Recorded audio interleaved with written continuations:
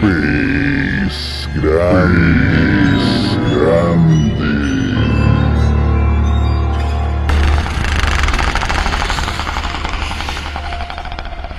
El hombre del traje negro, de Stephen King.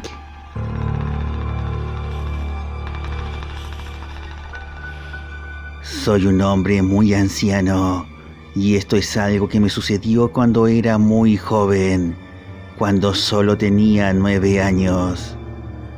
Corría el año 1914, el verano después de que mi hermano Dan muriera en el campo oeste y 3 años antes de que Estados Unidos interviniera en la Primera Guerra Mundial. Nunca he contado a nadie lo que pasó aquel día en la bifurcación del río y nunca lo haré, al menos no de palabra. Sin embargo, he decidido escribirlo en este libro que dejaré sobre la mesilla de noche junto a mi cama. No puedo escribir durante un largo rato porque las manos me tiemblan mucho y apenas me quedan fuerzas, pero no creo que me lleve demasiado tiempo. Puede que alguien encuentre algún día lo que he escrito. Me parece probable, porque es muy humano abrir un libro titulado Diario después de la muerte de su dueño. Por ello considero probable que mis palabras lleguen a leerse. Otra cosa es si alguien les dará crédito. Casi seguro que no, pero da igual. No me interesa la credibilidad, sino la libertad. Y he descubierto que escribir puede proporcionarla. Durante 20 años fui autor de una columna titulada Hace mucho, en un lugar lejano, para el Cal de Castle Rock, y sé que en ocasiones funciona así. Lo que escribes a veces te abandona para siempre, como una fotografía vieja expuesta al sol hasta que queda totalmente blanca. Rezo por alcanzar ese nivel de liberación. Un hombre de 90 años debería haber superado hace mucho los terrores de la infancia, pero a medida que me asolan los achaques, como olas que lamen con cada vez mayor insistencia un castillo de arena construido sin mimo, ese rostro terrible se me aparece con claridad creciente. Reluce como una estrella oscura en las constelaciones de mi infancia. Puedo olvidar lo que hice ayer, a quien he visto en mi habitación del geriátrico, lo que he dicho o lo que me han dicho, pero el rostro del hombre de traje negro se torna cada vez más claro, más cercano, y recuerdo cada palabra que me dijo. No quiero pensar en él, pero no puedo evitarlo, y a veces por la noche mi viejo corazón late con tal fuerza e intensidad que tengo la sensación de que me saltará del pecho. Por ello desenrosco el capuchón de mi estilográfica y obligo a mi mano temblorosa a escribir esta absurda anécdota en el diario que una de mis bisnietas, cuyo nombre no recuerdo, al menos ahora mismo, aunque sé que empieza por ese, me regaló la pasada Navidad y en el que nada he escrito hasta ahora. Pero ahora sí, ahora voy a escribir la historia de cómo conocí al hombre de traje negro en la orilla del río Castle, una tarde del verano de 1914. La población de Moton era un mundo distinto en aquellos tiempos, más distinto de lo que podría llegar a describir. Era un mundo sin aviones rugiendo en el cielo, un mundo casi libre de coches y camiones, un mundo en el que el aire todavía no estaba dividido en carriles y porciones por los cables de la electricidad. No había una sola calle asfaltada en todo el pueblo y el barrio comercial no consistía más que en el ultramarino de Corson, la ferretería de Todd, la iglesia metodista, la escuela, el ayuntamiento y el restaurante de Harry, a 800 metros de allí, que mi madre, con infinito desdén, llamaba la licorería. Pero la diferencia principal estribaba en el modo en que vivía la gente, el aislamiento en que vivían. No sé si las personas nacidas en la segunda mitad del siglo XX pueden creérselo, O que tal vez afirmen que se lo creen para mostrarse corteses con los ancianos como yo. En el oeste de Maine no existían los teléfonos para empezar. Faltaban 5 años para que se instalara el primero. Y cuando pusieron uno en mi casa, yo ya tenía 19 años e iba a la Universidad de Maine en Orono.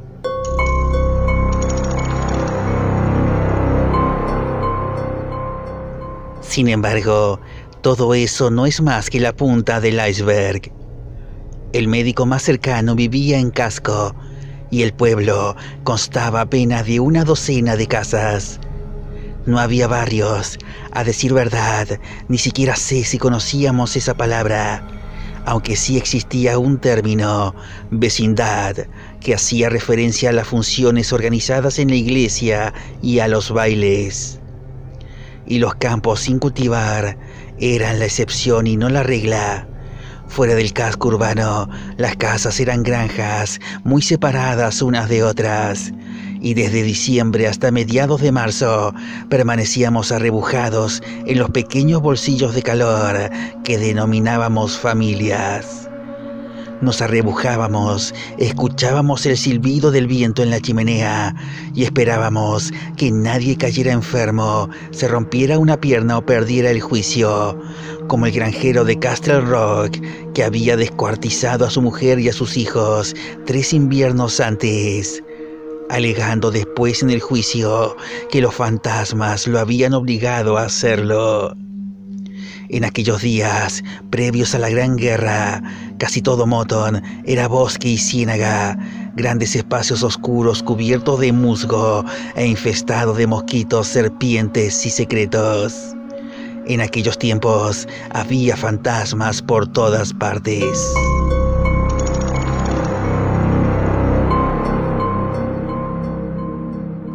El episodio al que me refiero tuvo lugar un sábado. Mi padre siempre me daba una lista de tareas, incluyendo algunas que habrían correspondido a Dan de no haber muerto. Era mi único hermano y había muerto como consecuencia de la picadura de una abeja. Había transcurrido 1 año desde la tragedia, pero mi madre seguía sin querer aceptarlo. Decía que tenía que haber sido otra cosa, que nadie moría a consecuencia de la picadura de una abeja. Cuando Mamá Sweet, la dama más anciana del comité de damas metodistas, intentó contarle en invierno, durante la cena de la iglesia, que su tío predilecto había corrido la misma suerte en 1873, mi madre se tapó los oídos, se levantó y salió del sótano de la iglesia para no volver, sin que mi padre pudiera hacer nada para convencerla. Afirmaba que ya no quería saber nada de la iglesia y que si tenía que volver a ver a Helen Robichaud, el verdadero nombre de Mamá Sweet, le arrancaría los ojos sin poder contenerse.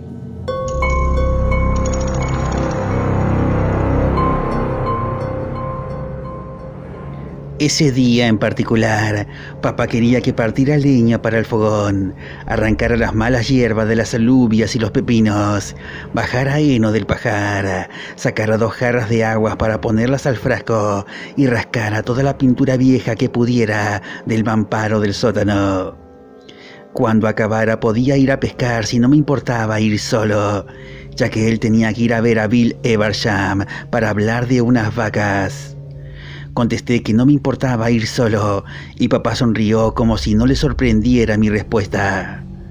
La semana anterior me había regalado una caña de bambú, no porque fuera mi cumpleaños ni nada, sino porque a veces le gustaba regalarme cosas y me moría de ganas de probarla en el río Castle, que era con mucho el río más cargado de truchas que había visto en mi vida.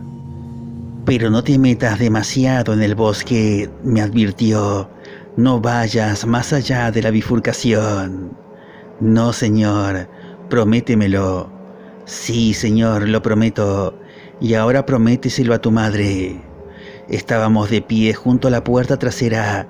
Yo me dirigía a la fuente con las jarras de agua cuando mi padre me detuvo.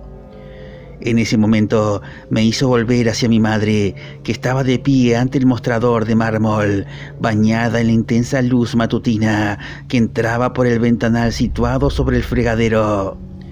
Un rizo le descendía por un lado de la frente hasta rozarle la ceja. ¿Ven con qué precisión lo recuerdo todo? La brillante luz convertía el tirabuzón en filamentos de oro que me daban ganas de correr hacia ella y abrazarla. En ese instante la vi como mujer, como mi padre debía de verla. Llevaba una bata de casa con estampado de rositas. Lo recuerdo, y estaba amasando el pan.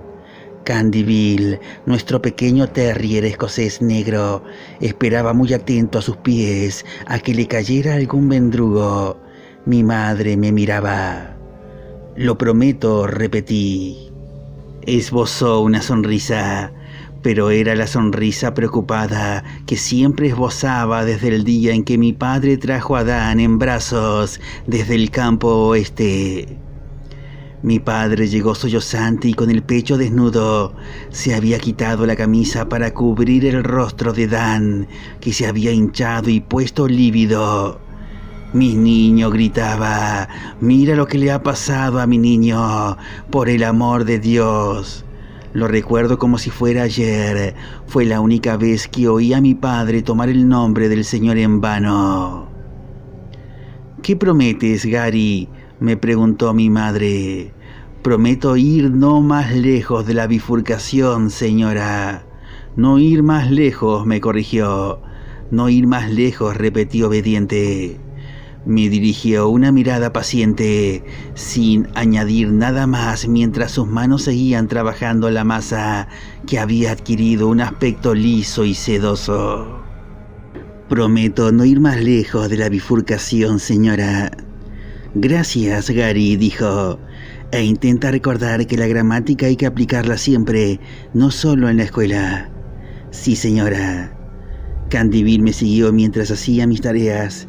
Se sentó entre mis pies cuando comí y me observó con la misma atención que le había dedicado a mi madre mientras amasaba el pan. Pero cuando cogí la caña de bambú nueva y la nasa vieja y astillada para ir a pescar, el perro se detuvo junto a un rollo viejo de tela metálica y me siguió con la mirada. Lo llamé, pero no acudió. Se limitó a soltar un par de ladridos, como si me dijera que volviera, pero nada más. «Pues quédate», dije, procurando aparentar que no me importaba. Pero sí me importaba, al menos un poco. Candyville siempre me acompañaba a pescar. Mi madre se acercó a la puerta y me miró con la mano izquierda sobre los ojos a modo de visera. Aún la veo en aquella postura, y es como ver una fotografía de alguien que más tarde fue desgraciado o murió de forma repentina. «¿Recuerda lo que te ha dicho tu padre, Gary?» «Sí, señora». Me saludó con la mano, le devolví el saludo, le di la espalda y me alejé. El sol abrasador me azotó la nuca durante los primeros 400 metros, pero entonces llegué al bosque, donde la sombra protegía el sendero, donde el aire era fresco y olía a abeto, donde se oía el viento silbar entre los frondosos árboles.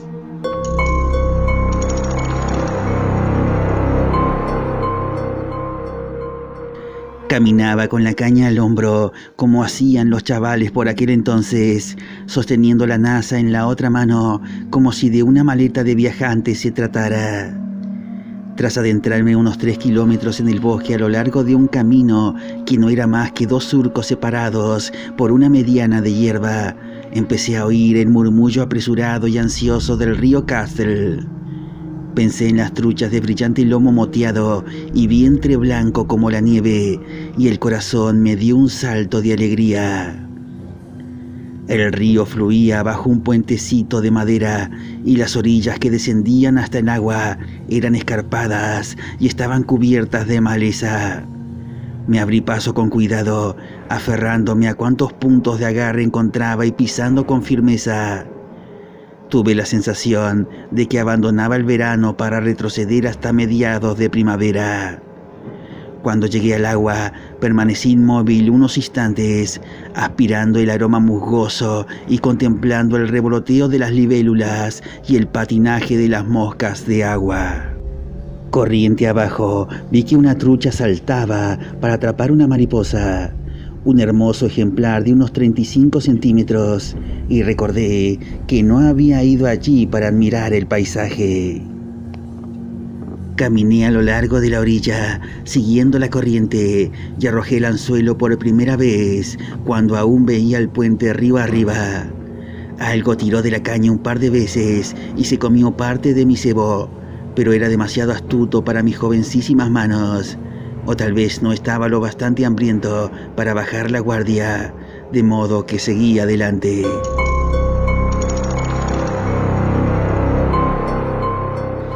Me paré en 2 o 3 lugares antes de llegar a la bifurcación del río Castle. Una de las ramas fluía al sudoeste en dirección a Castle Rock y la otra al sudeste en dirección a Caswacamac. En una de ellas pesqué la trucha más grande de mi vida, una belleza de casi medio metro de longitud, según la regla que siempre llevaba en la NASA. Era un ejemplar descomunal de trucha de arroyo, incluso para la época.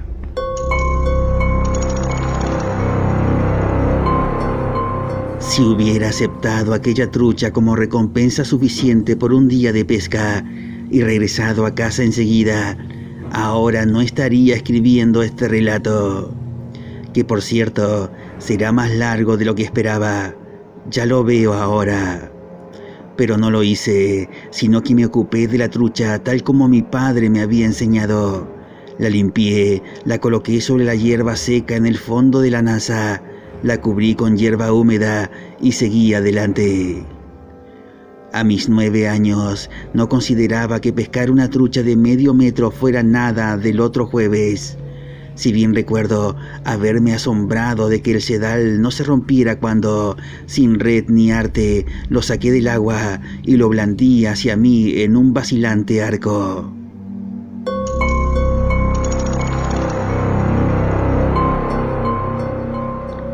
Al cabo de 10 minutos, llegué al lugar donde el río se dividía en aquellos tiempos.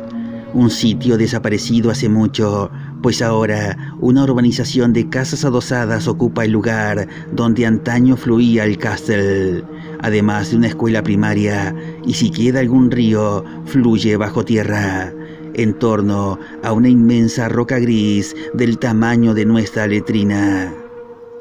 Ahí había un agradable espacio plano cubierto de hierba esponjosa y con vistas a lo que mi padre y yo llamábamos la rama sur.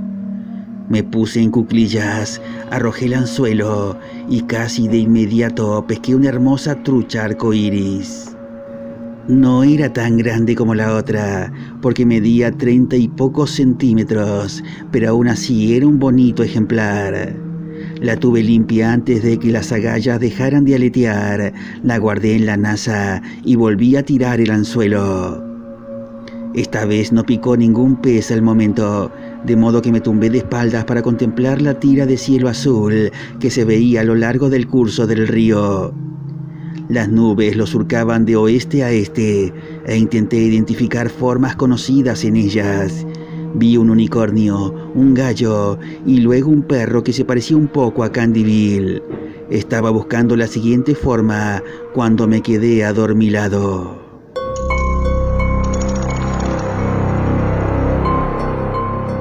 O quizá me dormí del todo, no lo sé a ciencia cierta. Lo único que sé es que un tirón del sedal, tan fuerte que a punto estuvo de arrancarme la caña de las manos, fue lo que me despertó aquella tarde. Me puse en pie, agarré la caña con fuerza y de pronto me di cuenta de que tenía algo posado en la punta de la nariz.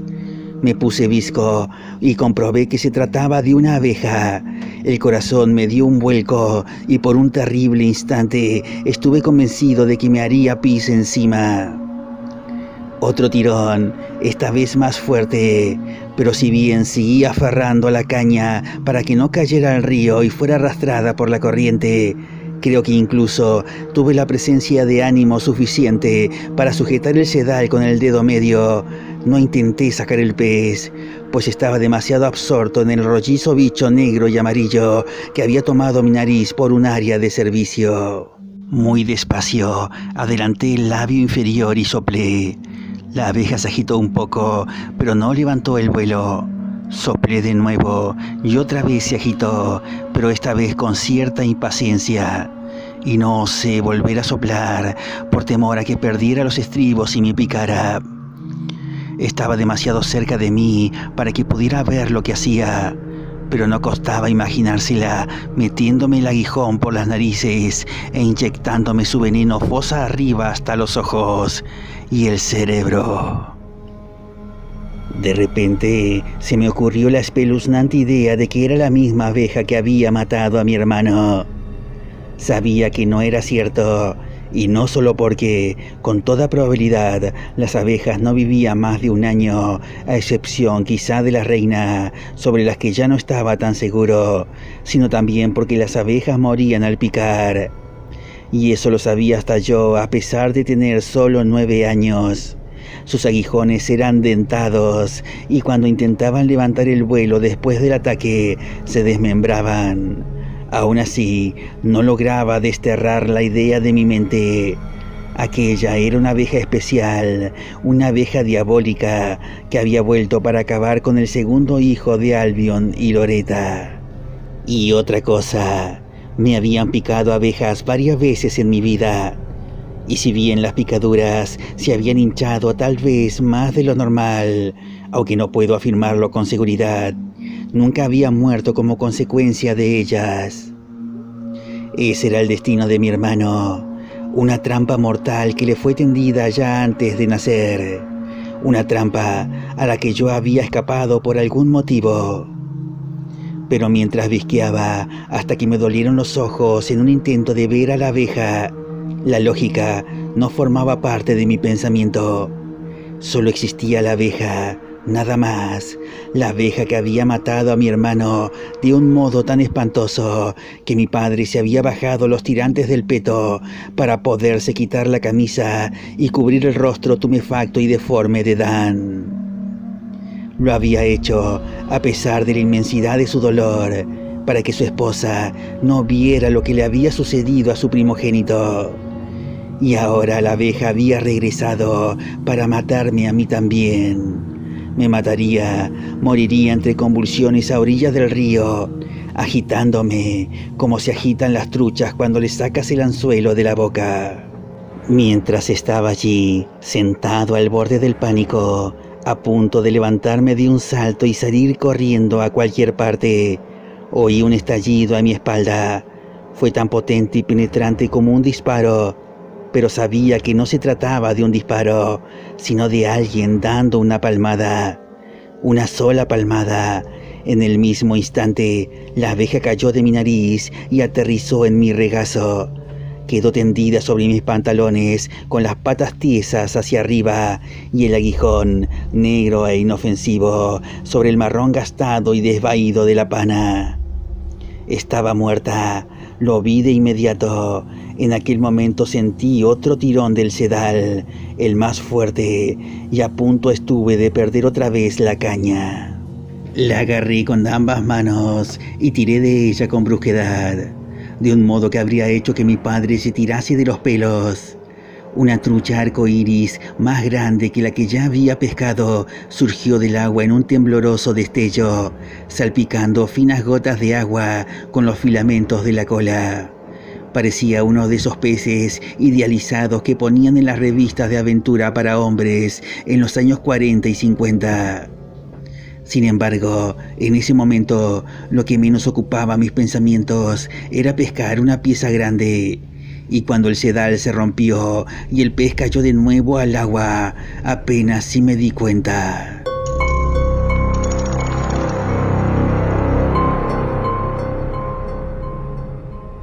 Me volví para ver quién había dado la palmada. Un hombre estaba de pie a mi espalda, en el margen del bosque. Su rostro era muy largo y pálido.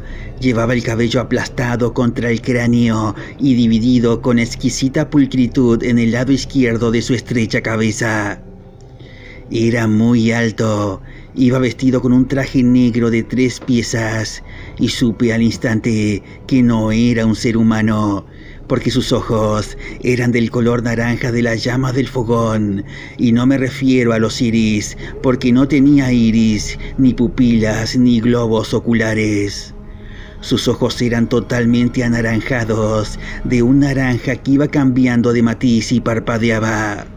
Y realmente he llegado demasiado lejos para no decir toda la verdad, ¿no les parece? Ese hombre ardía por dentro y sus ojos eran como las ventanillas de cristal que a veces tienen las puertas de los fogones.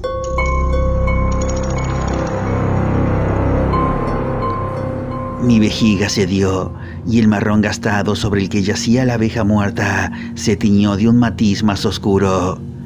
Apenas me di cuenta de que me orinaba encima, no lograba apartar la mirada del hombre parado en lo alto de la cuesta. El hombre que había surgido de entre 40 kilómetros de bosques sin senderos, ataviado con un elegante traje negro y estrechos zapatos de cuero reluciente. Veía la cadena de su reloj atravesada sobre el chaleco, reluciendo bajo el sol. No tenía ni una pizca de pinaza adherida a la ropa y me observaba con una sonrisa. «Vaya, pero sí es un joven pescador», exclamó con voz suave y afable. «Mira por dónde. ¿Nos conocemos, pescador?» «Hola, señor», saludé. La voz que brotó de mis labios no temblaba, pero tampoco sonaba como mi voz, sino como la voz de una persona mayor, tal vez como la de Dan o incluso la de mi padre. Lo único que alcanzaba a pensar era que quizá me soltaría si fingía no ver lo que era, si fingía no ver que tenía llamas en lugar de ojos. «Me parece que te ha ahorrado una picadura muy desagradable», comentó. Y entonces, para mi horror, bajó por la orilla hasta donde yo estaba sentado, con una abeja muerta sobre el regazo mojado y una caña de bambú entre las manos entumecidas. Sus zapatos urbanos, de suela lisa, deberían haber resbalado sobre la hierba baja que cubría la pendiente escarpada, pero no fue así, ni tampoco dejaban huellas, por lo que pude comprobar. En los lugares que sus pies tocaban o parecían tocar, no quedaba una sola ramita rota, ninguna hoja aplastada, ninguna huella de zapato.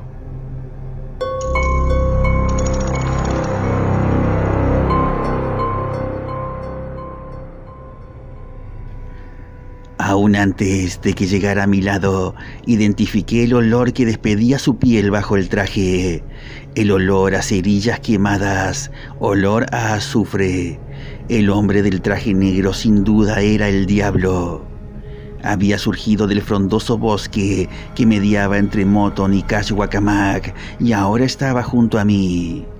Por el rabillo del ojo vi una mano tan pálida como las manos de los maniquíes en los escaparates y de dedos larguísimos. Se puso en cuclillas a mi lado y sus rodillas crujieron como las de cualquier hombre normal, pero cuando movió las manos para dejarlas colgando entre ellas, vi que los dedos no acababan en uñas, sino en largas garras amarillas.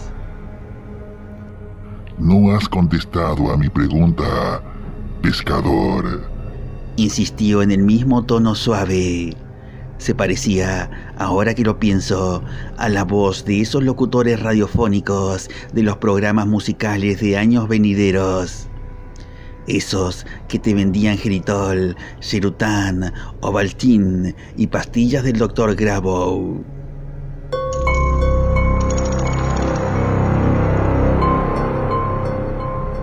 «¿Nos conocemos?»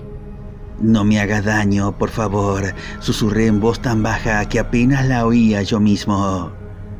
Estaba más asustado de lo que puedo llegar a explicar aquí, más asustado de lo que quiero recordar, pero lo recuerdo. En ningún momento se me ocurrió esperar que fuera un sueño, aunque supongo que se me habría ocurrido de haber sido mayor. Pero no era mayor, solo tenía 9 años y comprendí la verdad en cuanto se puso en cuclillas junto a mí. Sabía distinguir la velocidad del tocino, como decía mi padre. El hombre que surgió del bosque aquel sábado por la tarde era el diablo, y en el interior de las cuencas vacías de sus ojos, su cerebro ardía. Me ha parecido leer algo. Comentó como si no me hubiera oído, aunque yo sabía que sí me había oído. Algo mojado. Se inclinó hacia mí con la nariz por delante, como quien se adelanta para oler una flor. De pronto me fijé en algo espantoso. A medida que la sombra de su cabeza flotaba sobre la orilla, la hierba que tocaba se marchitaba y moría. Bajó la cabeza hacia mis pantalones y husmeó con los ojos ardientes entornados, como si aspirara una fragancia sublime y pretendiera concentrarse por entero en ella. ¡Horror!, exclamó. ¡Horror de los horrores! Ópalos, zafiros y amatistas. Gary va dejando pistas. Recitó acto seguido y se tumbó de espaldas sobre la plataforma riéndose como un lunático. Consideré la posibilidad de salir huyendo, pero mis piernas parecían totalmente ajenas a mi cerebro. Pese a todo, no lloraba. Me había hecho pis encima como un bebé, pero no lloraba. Estaba demasiado asustado para llorar. De repente supe que iba a morir, probablemente de un modo doloroso, pero lo peor era que eso no iba a ser lo peor.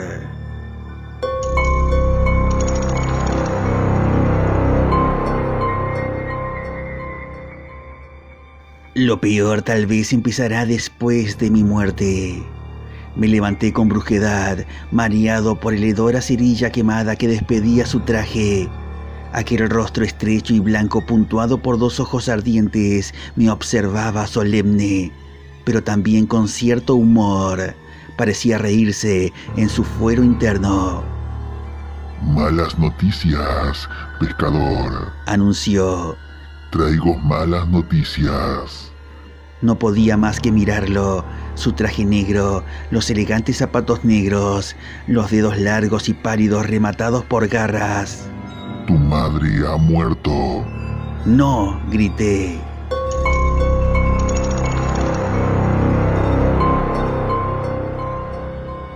La evoqué amasando el pan, con el rizo colgándole sobre la frente hasta rozar la ceja, de pie bajo la intensa luz de la mañana. Y el terror volvió a adueñarse de mí, pero no por mí esta vez. Entonces recordé su aspecto antes de salir a pescar, de pie en la puerta de la cocina con la mano protegiéndole los ojos, como una fotografía de alguien a quien esperas volver a ver, pero a quien no ves más. «Miente», insistí. Esbozó una sonrisa, la clase de sonrisa triste y paciente de un hombre que ha recibido frecuentes acusaciones falsas. Me temo que no, aseguró. Le ha pasado lo mismo que a tu hermano, Gary, una abeja. No es cierto, persistí, y entonces sí rompí a llorar. Es vieja, tiene 35 años. Si una picadura de abeja podía matarla como Adán, habría muerto hace mucho antes. Y usted es un embustero de mierda. Había llamado al diablo embustero de mierda. En cierto modo era consciente de ello, pero la parte superficial de mi mente estaba bloqueada por la enormidad de lo que acababa de decirme. Que mi madre había muerto era como si me hubiera dicho que había un nuevo mar donde antes estaban las rocosas. Sin embargo, lo creí. En cierto sentido lo creí por completo, como siempre creemos, en cierto modo lo peor que nuestro corazón es capaz de imaginar. Comprendo tu dolor, pequeño pescador, pero ese argumento hace aguas, si me permites que te lo diga. Repuso en un tono burlonamente consolador, que era horrible, enloquecedor, carente de lamento y de pena. Uno puede pasarse la vida entera sin ver un sinsonte, pero eso no significa que no existan. Tu madre... Una trucha saltó en el agua. El hombre de traje negro frunció el entrecejo y la señaló con el dedo. La trucha se retorció en el aire hasta el extremo de que pareció a punto de romperse por la cola. Y cuando cayó de nuevo en el río Castle, se alejó flotando sin vida. Chocó contra la gran roca negra donde se dividían las aguas, dio 2 vueltas en el remolino que allí se formaba y siguió flotando en dirección a Castle Rock. Entretanto, el sobrecogedor desconocido volvió de nuevo sus ojos ardientes hacia mí y me miró con una sonrisa caníbal en la boca de dientes diminutos y afilados.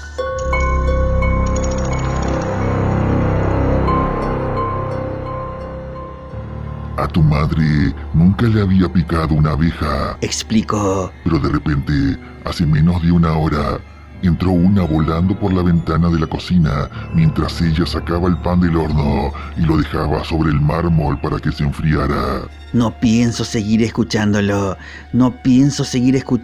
ni hablar. Levanté las manos y me tapé los oídos. El hombre frunció los labios como si se dispusiera a silbar y sopló un poco de aire en mi rostro. No fue más que un leve aliento, pero hedía de un modo insoportable a alcantarillas obstruidas, letrinas jamás limpiadas, pollos muertos después de una inundación. Dejé caer las manos. Bien, dijo. Necesitas escuchar esto, Gary. Necesitas escuchar esto, pequeño pescador. Fue tu madre la que transmitió esa debilidad fatal a tu hermano, Dan. Tú tienes un poco, pero también tienes la protección de tu padre, que por alguna razón el pobre Dan no heredó. Volvió a fruncir los labios, pero esta vez para emitir un chasquido cruelmente cómico con la lengua, en lugar de para echarme su fétido aliento.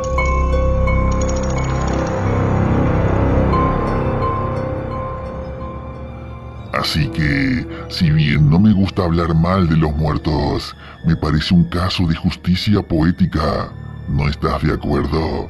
Al fin y al cabo, ella mató a tu hermano Dan, igual que si le hubiera pegado un tiro en la sien. No, susurré, no es cierto. Te aseguro que sí. La abeja entró volando por la ventana y se le posó en la nuca. Ella le dio un manotazo sin darse cuenta de lo que hacía. Tú fuiste más listo, Gary, y la abeja le picó. Enseguida notó cómo se le hinchaba la garganta. Eso es lo que le pasa a las personas alérgicas al veneno de la abeja. Se les hincha la garganta y se asfixian. Por eso Dan tenía la cara tan hinchada y lívida. Por eso tu padre se la cubrió con la camisa. Me lo quedé mirando con fijeza, incapaz de articular palabra, mientras las lágrimas me rodaban por las mejillas. No quería creerle, y sabía por las clases de la escuela parroquial que el demonio es el padre del embuste, pero le creía. Estaba convencido de que había estado en nuestro patio, mirando por la ventana de la cocina cuando mi madre cayó de rodillas, aferrándose el cuello tumefacto, mientras Candy Bill daba saltos a su alrededor, emitiendo sus estridentes ladridos. Y los ruiditos espantosos que hacía, prosiguió el hombre del traje negro con tono reflexivo. Se arañaba la cara, los ojos se le salían de las órbitas, lloraba. Se detuvo un instante antes de continuar. Lloraba mientras moría. ¿No te parece precioso? Y lo mejor de todo es que cuando ya estaba muerta, cuando llevaba en el suelo unos 15 minutos, en medio de un silencio absoluto, puntuado tan solo por el tic-tac del fogón, con el aguijón de la abeja aún clavado en la nuca, pequeño, tan pequeño, ¿sabes lo que ha hecho Candy Bill? Ese granujilla le ha lamido las lágrimas, primero las de un ojo y luego las del otro.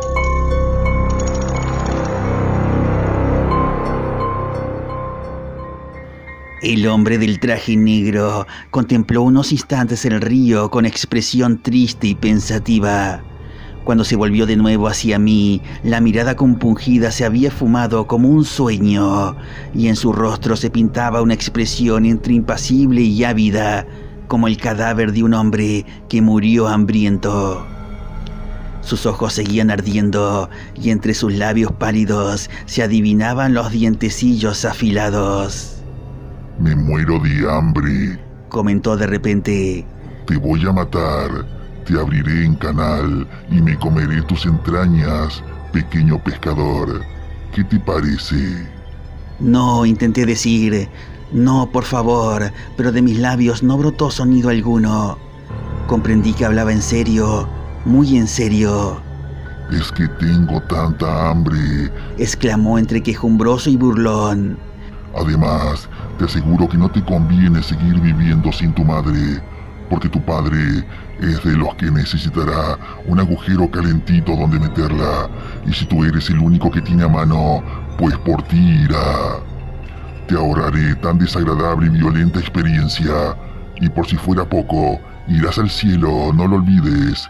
Las almas asesinadas siempre van al cielo, así que ambos serviremos a Dios esta tarde, Gary. ¡Qué bien!, ¿verdad? Alargó hacia mí aquella mano de dedos largos y pálidos, y sin ser consciente de ello, abrí la nasa, hundí la mano hasta el fondo y saqué la enorme trucha que había pescado, aquella con la que debería haberme dado por satisfecho. Se la alargué sin ver lo que hacía, con los dedos dentro del corte rojo que había practicado para destripar el pez, al igual que el hombre del traje negro había amenazado con destriparme a mí. El ojo vidrioso del animal me miraba soñador, y el anillo dorado que rodeaba el centro negro me recordó la alianza de mi madre.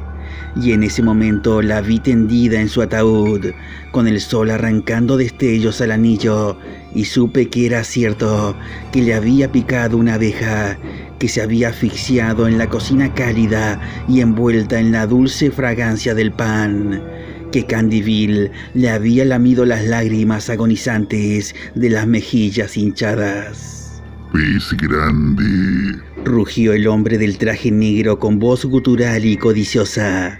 «Oh, pez grande». Me arrebató la trucha y se la metió en una boca que se abría más de lo que podía abrirse cualquier boca humana.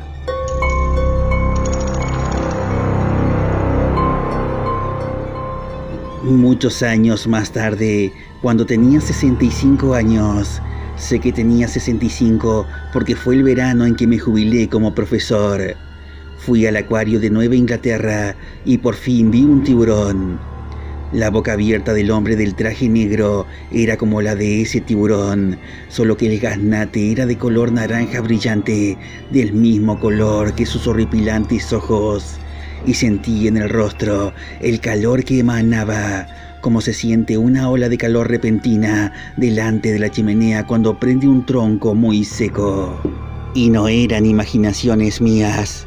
Lo sé, porque justo antes de que se deslizara la cabeza de mi trucha de medio metro entre las mandíbulas abiertas de par en par, vi que las escamas de los costados del pez se levantaban y rizaban como virutas de papel flotando sobre una incineradora abierta.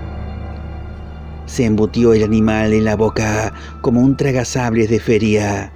No masticó y los ojos ardientes casi se le salieron de las órbitas, como si realizara un gran esfuerzo.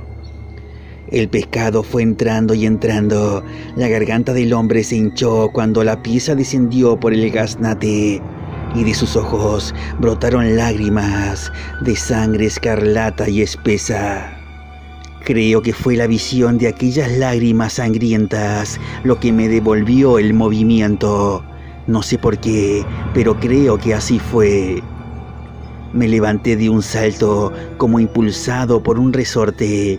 Me di la vuelta con la caña de bambú aún en la mano y huí orilla arriba, inclinado hacia adelante y batiendo la áspera maleza con la mano libre en un intento de alcanzar la cima lo antes posible. El hombre del traje negro emitió una especie de rugido ahogado, típico de una persona que tiene la boca demasiado llena. Yo miré por encima del hombro al llegar arriba. Me estaba siguiendo, con los faldones de la chaqueta revoloteando a su alrededor y la cadena dorada del reloj centelleando al sol. La cola del pez aún le sobresalía de la boca y me llegaba el olor a pescado asado en el horno que era su garganta.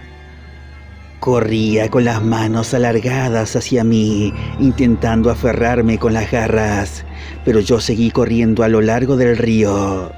Al cabo de unos 100 metros, recobré la voz y empecé a gritar, de miedo, por supuesto, pero también de dolor por mi hermosa madre muerta. El hombre del traje negro me pisaba los talones. Oía el chasquido de las ramas quebradas y el roce de los arbustos, pero no volví a mirar atrás. Agaché la cabeza, entorné los ojos para protegerme de los arbustos y las ramas bajas de los árboles que flanqueaban la orilla, y corrí como alma que lleva el diablo. A cada paso esperaba sentir sus manos sobre los hombros, dispuestas a estrecharme en un último abrazo ardiente. Pero no sucedió. Un rato después, seguramente no más de 5 o 10 minutos, aunque se me antojó una eternidad, vi el puente entre el follaje y las agujas de los abetos.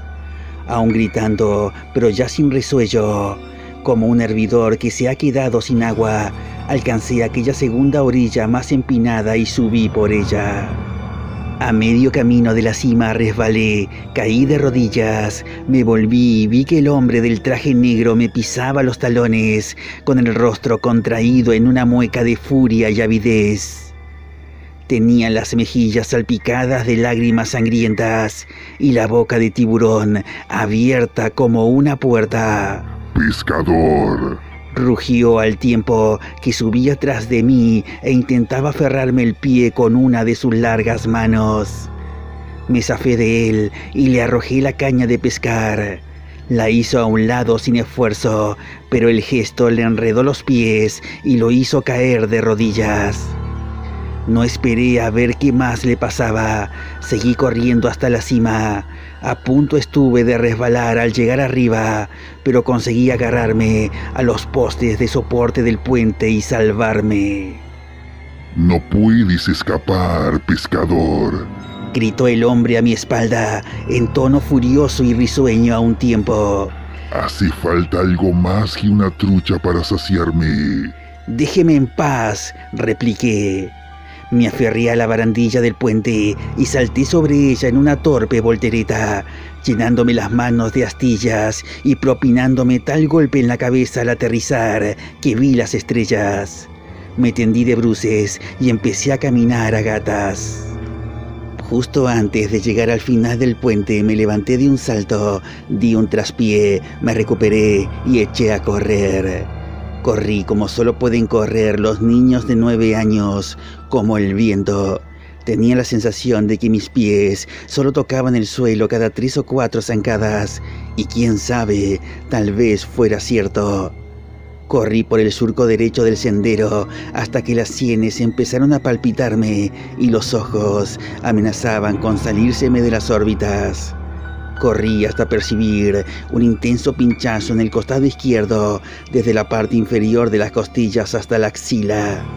Corrí hasta notar en la boca el sabor de la sangre y algo que recordaba a virutas de metal. Cuando ya no podía correr más, me detuve dando tumbos y miré atrás entre jadeos y resoplidos dignos de un caballo exhausto. Estaba convencido de que lo vería justo detrás de mí, tan peripuesto con su traje negro, la cadena del reloj centelleando sobre el chaleco y hasta el último cabello en su sitio. Pero no había rastro de él. El camino que llegaba hasta el río Castle, entre pinos y picias grandes y oscuros, aparecía desierto. Sin embargo, percibía su presencia en algún lugar de ese bosque, observándome con sus ojos incendiados, oliendo a cerilla quemada y pescado asado.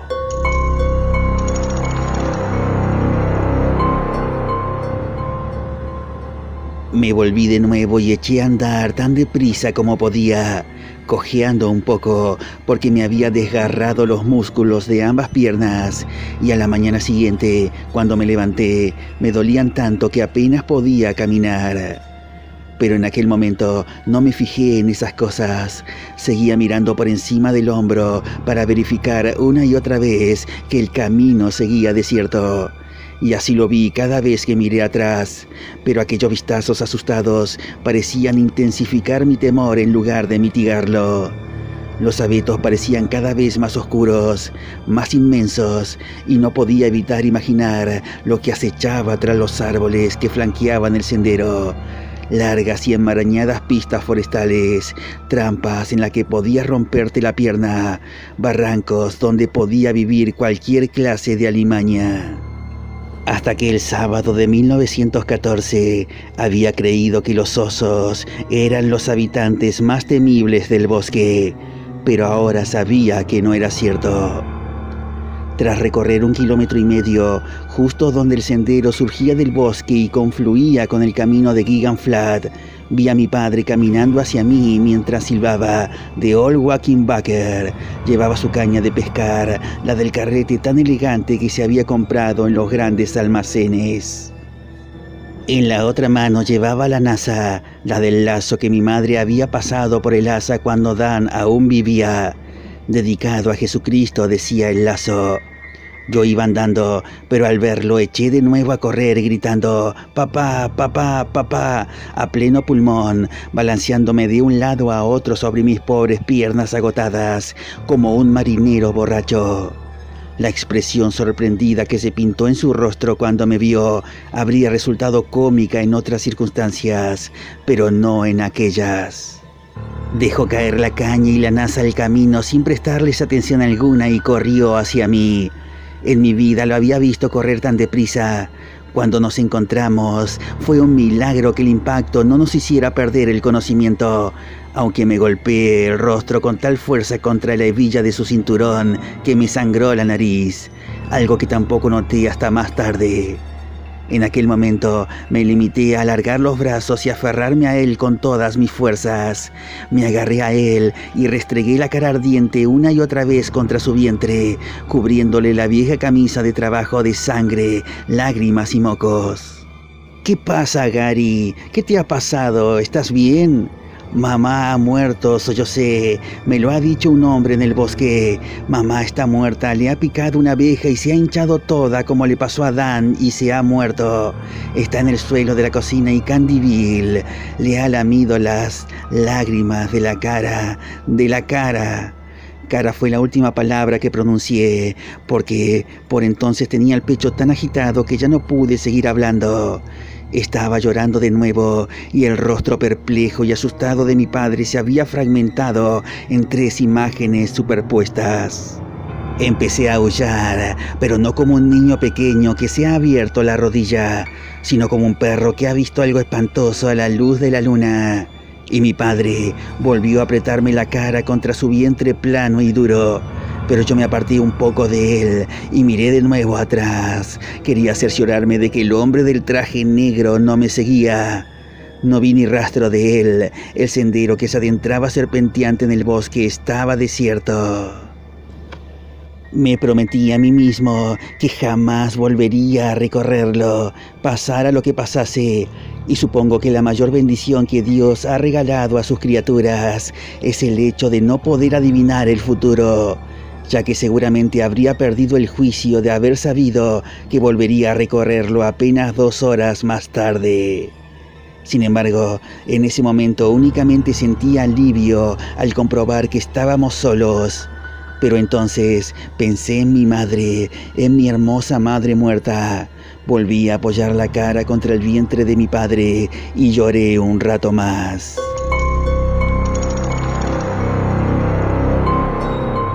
Gary, escúchame, me dijo al cabo de unos instantes. Seguí llorando. Mi padre me dio unos momentos más y por fin me levantó el mentón para mirarme a los ojos y que yo pudiera mirarle a él. Tu madre está bien, aseguró. No podía más que mirarlo con el rostro arrasado de lágrimas. No le creía. No sé quién te ha dicho lo contrario, ni qué clase de desgraciado sería capaz de dar semejante susto a un niño, pero te juro por Dios que tu madre está bien. Pero el hombre dijo que me importa un comino lo que haya dicho. Volví de casa de Eversham antes de lo previsto, porque en realidad no quiero vender ninguna vaca, y decidí que iría a pescar contigo. Fui a buscar la caña y la nasa, y tu madre preparó un par de bocadillos de mermelada para los dos, con el pan recién hecho, aún calentito. Así que estaba bien hace media hora, Gary, y te aseguro que nadie que haya ido al río desde aquí puede haberse enterado de algo diferente en solo media hora. Se volvió. ¿Quién era ese hombre? ¿Y dónde estaba? Voy a encontrarlo y darle una paliza de 1000 demonios.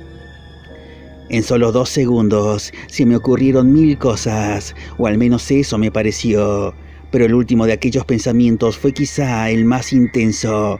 Si mi padre se topaba con el hombre del traje negro, no creía que fuera mi padre quien le diera una paliza a él, ni saliera con vida del encuentro. Aún recordaba aquellos dedos largos y pálidos, cada uno de ellos rematado por una garra. ¿Gary? No me acuerdo, mentí. ¿Estabas donde el río se bifurca? ¿En la roca grande? Nunca había sido capaz de mentir a mi padre cuando me hacía una pregunta directa, aunque me fuera la vida en ello. Sí, pero no vayas, imploré, al tiempo que lo hacía del brazo con ambas manos y tiraba fuerte. No vayas, por favor. Aquel hombre daba mucho miedo, y siguiendo una inspiración repentina, añadí, creo que llevaba un arma. Mi padre me observó con aire pensativo. Puede que no hubiera ningún hombre, comentó, alzando la voz un poco en la última palabra para convertir la frase en algo muy parecido a una pregunta. Puede que te quedaras dormido mientras pescabas y tuvieras una pesadilla, como cuando soñabas con Dan el invierno pasado. Era cierto que había tenido muchas pesadillas sobre Dan el invierno anterior.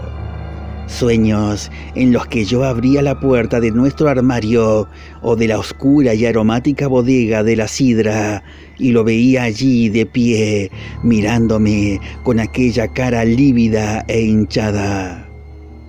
De muchos de aquellos sueños había despertado gritando, despertando de paso a mis padres. También era cierto que me había quedado dormido un rato en la orilla, al menos adormilado, pero no había soñado y estaba convencido de que había despertado justo antes de que el hombre del traje negro matara a la abeja de una palmada, haciéndola caer de mi nariz a mi regazo. No había soñado con él como soñaba con Dan, estaba seguro de ello, si bien el encuentro había adquirido cierta cualidad onírica en mi recuerdo, como imagino que sucede con todo episodio sobrenatural. Pero si mi padre creía que el hombre era fruto de mi imaginación, quizá mejor para él. Puede ser, admití. Bueno, deberíamos volver a buscar tu caña y tu nasa. Echó a caminar en aquella dirección y me vi obligado a tirarle frenéticamente del brazo para retenerlo y conseguir que se volviera de nuevo hacia mí. Más tarde, pedí. Por favor, papá, quiero ver a mamá.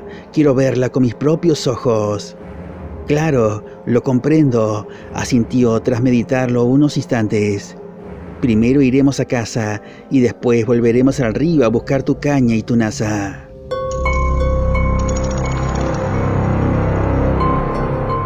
Así pues, emprendimos el regreso a la granja. Mi padre con la caña al hombro como cualquiera de mis amigos, yo llevando su nasa, ambos comiendo rebanadas de pan casero con mermelada de grosella negra. ¿Has pescado algo?, preguntó mi padre cuando ya divisábamos el granero. Sí, señor, una trucha arcoíris de buen tamaño, y otra mucho más grande, pensé, aunque no lo dije en voz alta. La más grande que he visto en mi vida, para serle sincero. Pero no puedo enseñártela porque no la tengo, papá. Se la di al hombre del traje negro para que no me comiera y funcionó, a duras penas. ¿Nada más? Después de pescarla me quedé dormido.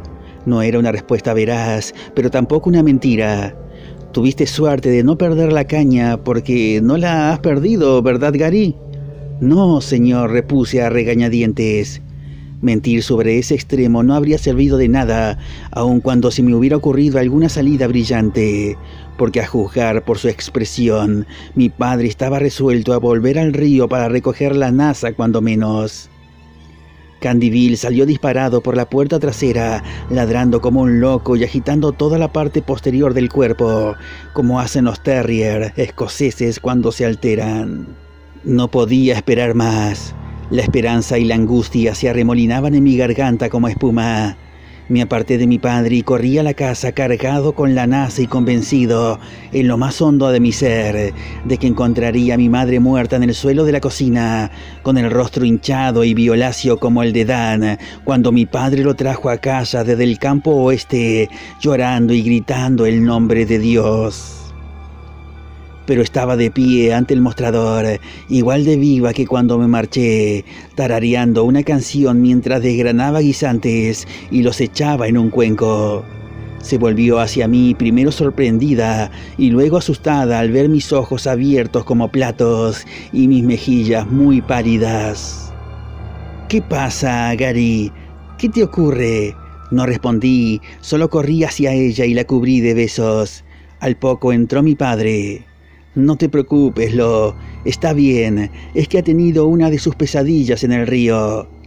«Quiera Dios que sea la última», dijo mi madre, y me abrazó con fuerza mientras Candyville bailoteaba entre nuestros pies, emitiendo sus estridentes ladridos. «No tienes que venir conmigo si no quieres, Gary», me dijo mi padre. Sin embargo, ya había dado a entender que consideraba que tenía que acompañarlo.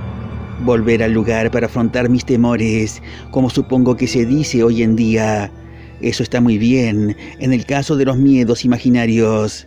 Pero las 2 últimas horas no habían contribuido en absoluto a paliar mi convencimiento de que el hombre del traje negro era real. Pero no podía persuadir a mi padre de eso. No creo que ningún niño de 9 años fuera capaz de convencer a su padre de que había visto al diablo salir del bosque enfundado en un traje negro.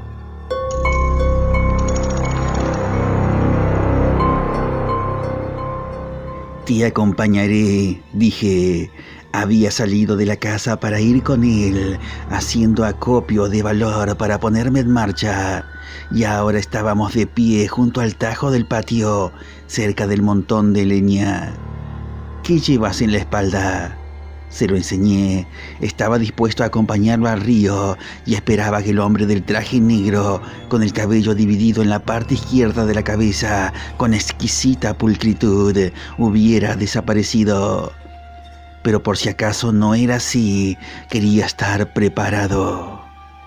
Lo mejor preparado posible en cualquier caso.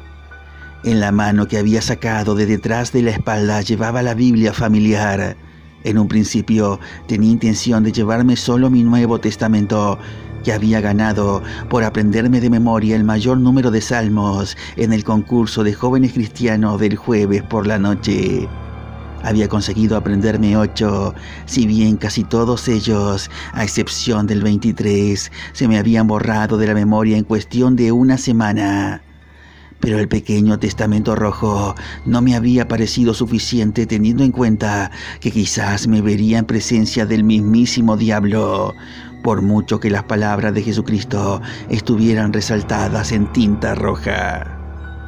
Mi padre echó un vistazo a la vieja Biblia, repleta de documentos y fotografías familiares, y por un momento creí que me ordenaría dejarla en su sitio, pero no fue así. Una expresión entre afligida y compasiva cruzó su rostro y al fin asintió. «De acuerdo. ¿Sabe tu madre que te la has llevado?» «No, señor», asintió de nuevo. «Entonces esperemos que no se dé cuenta antes de que volvamos. Vamos, y que no se te caiga».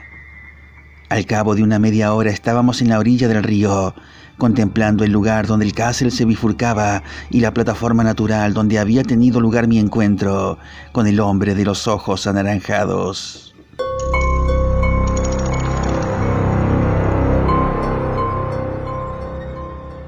En la mano llevaba la caña de bambú que había recogido bajo el puente y la NASA estaba en la plataforma con la tapa de mimbre abierta. Permanecimos allí durante largo rato y ninguno de los dos dijo nada. Ópalos, zafiros y amatistas. Gary va dejando pistas. Ese era el desagradable versito que había recitado el hombre antes de tumbarse de espaldas y echarse a reír como un niño que acaba de descubrir que tiene suficiente valor para decir palabrotas como mierda y culo. La plataforma era verde y frondosa, como todos los lugares que el sol de Maine alcanza a principios de julio, salvo en el lugar donde se había tumbado el desconocido.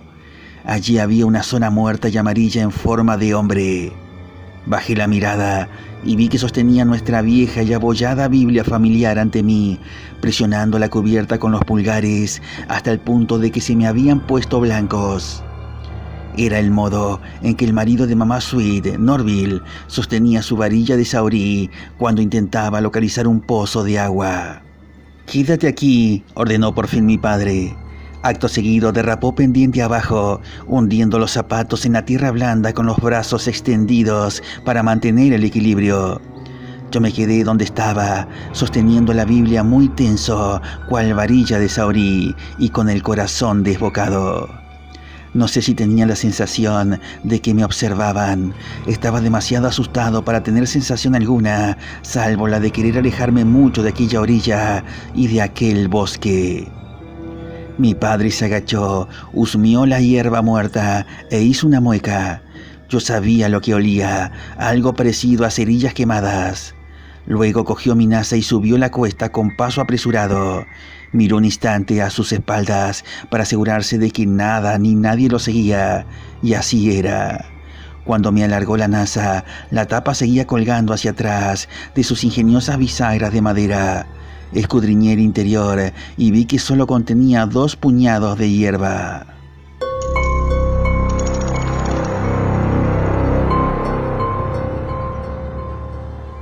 ¿No decías que habías pescado una trucha arcoíris?, me preguntó mi padre, aunque puede que eso también lo soñaras, añadió en un tono que me dolió. No, señor, pesqué una. Bueno, pues está claro que no ha saltado de la NASA, al menos si estaba destripada y limpia.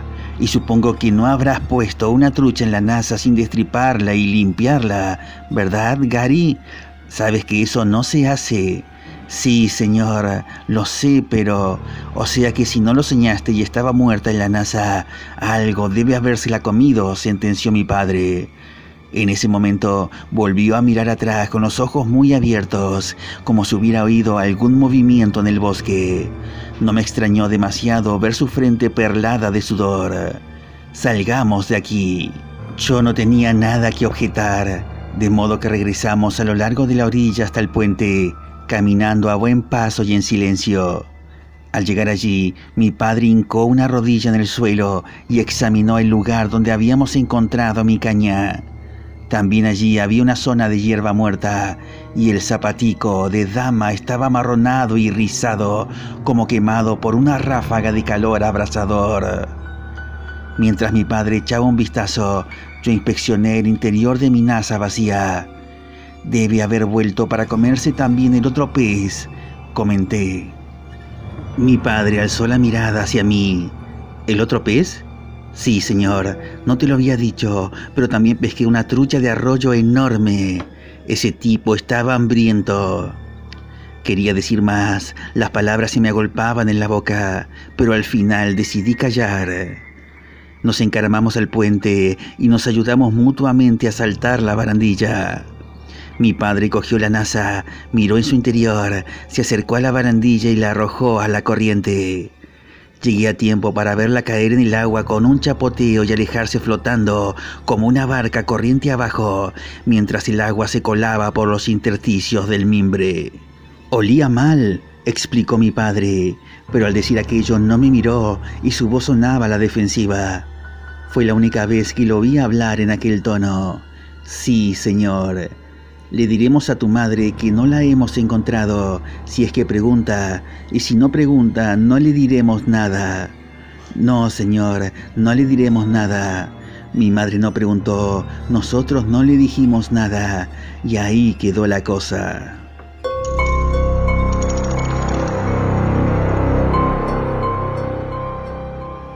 Desde aquel día han transcurrido 81 años, y durante muchos de ellos ni siquiera pensé en el asunto, al menos mientras estaba despierto. Como todo el mundo, no respondo de mis sueños. Sin embargo, ahora soy viejo y al parecer sueño despierto. Los achaques se apoderan de mí como olas dispuestas a derribar un castillo de arena abandonado. Y lo mismo sucede con los recuerdos, lo que me recuerda un viejo poema que decía algo así como: aunque no los llames, vuelven a ti, meneando el rabo tras de sí.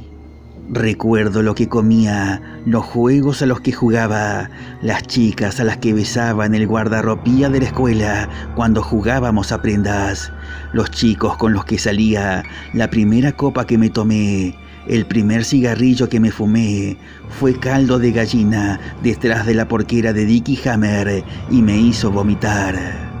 Pero de entre todos esos recuerdos, el del hombre del traje negro es el más intenso y brilla con luz propia y espectral. Era real, era el diablo, ya que el día yo era su misión o su suerte. Cada vez estoy más convencido de que escapar de él fue cuestión de suerte, mera suerte, no de la intercesión del Dios al que he venerado y al que he cantado himnos durante toda la vida.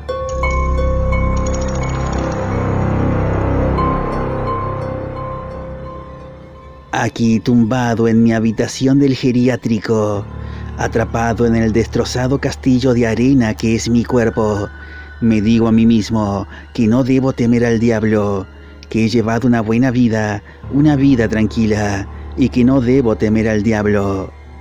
En ocasiones me recuerdo que fui yo, no mi padre, quien persuadió a mi madre para que volviera a la iglesia aquel mismo verano. Pero en la oscuridad, esos pensamientos no proporcionan alivio ni consuelo.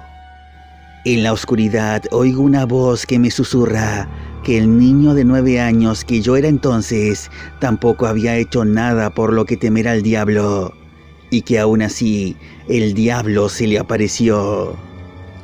Y a veces, en la oscuridad, oigo esa misma voz hablando en tono aún más grave, inhumano.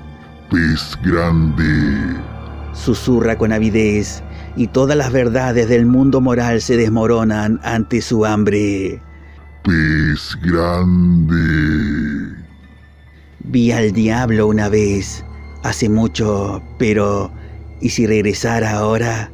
Soy demasiado anciano para correr, ni siquiera puedo ir al baño sin mi andador. No tengo ninguna rolliza trucha de arroyo con que aplacarlo, aunque solo sea por unos instantes. Soy viejo y mi naza está vacía. ¿Y si vuelve y me encuentra en este estado? ¿Y si todavía Tiene hambre. Tiene hambre.